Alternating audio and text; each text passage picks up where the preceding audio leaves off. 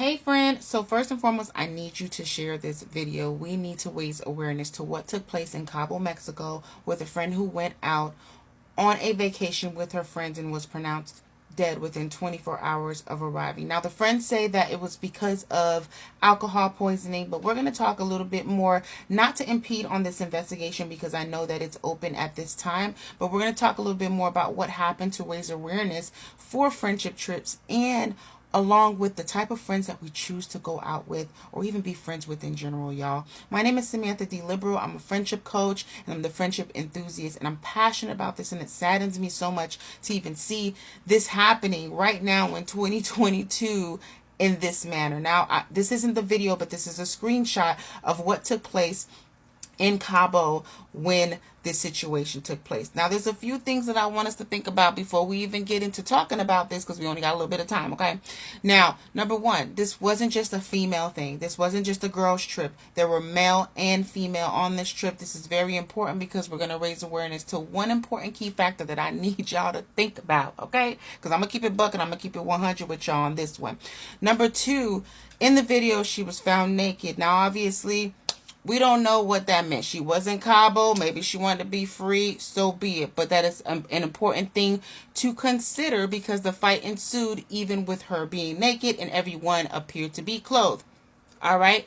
The other thing I want you guys to think about is the fact that she was inebriated, and I'm pretty sure that the rest of the group was. Now, what do we have happening here, and what do we have to consider as friends and people that are choosing our environment, our tribe? We're choosing our circle. We're choosing people that we're planning to have, go on trips with and share our lives with.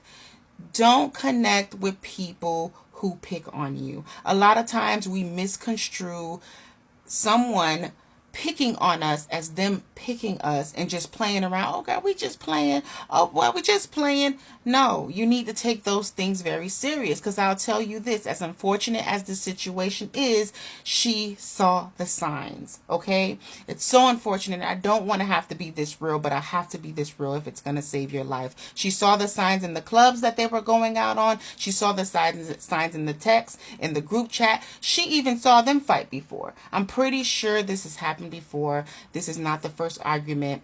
And you have friends that pick up their phone and record you naked while fighting. I want you to think about it. You're not exempt.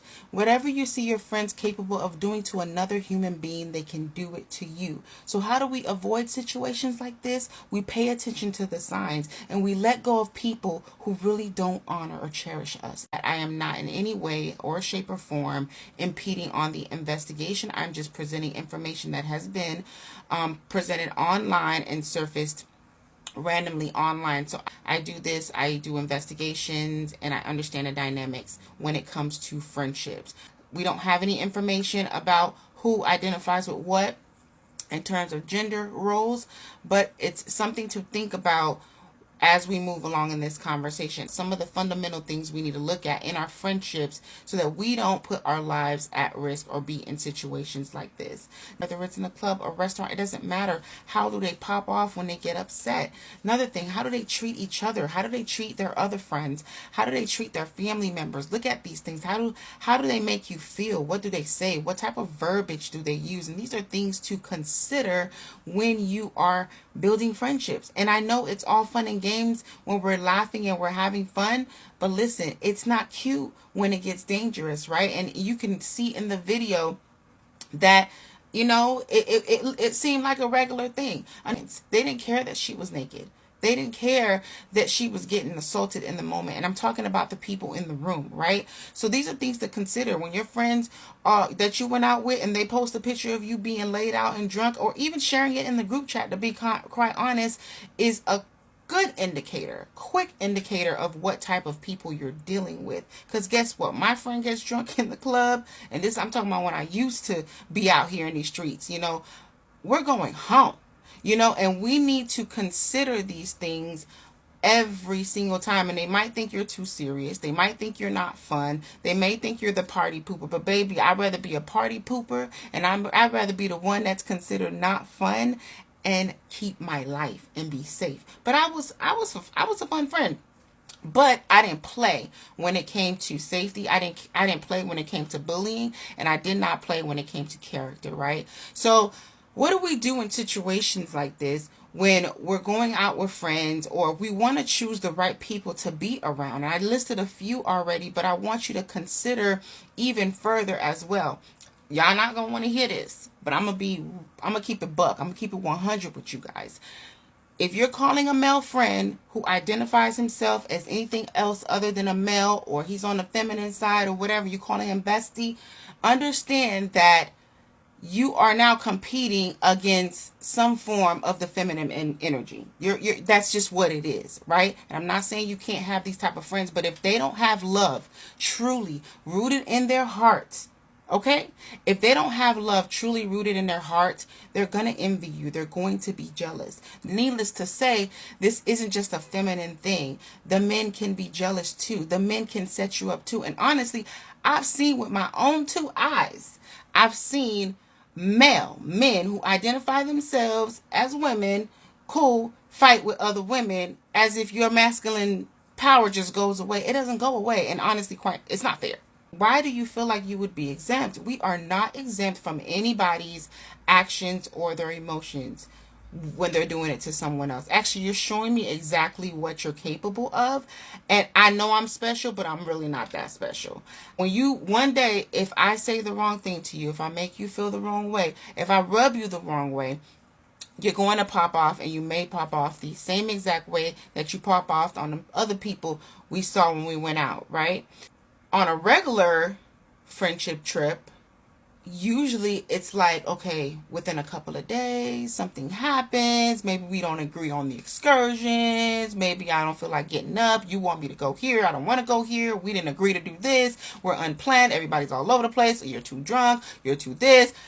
That's when things start getting a little, So then by day 3, everybody's quiet. Ain't nobody really talking to each other. Everybody looking sideways and they ready to go home. That type of situation. But to get there within 24 hours and then boom, your life is already taken.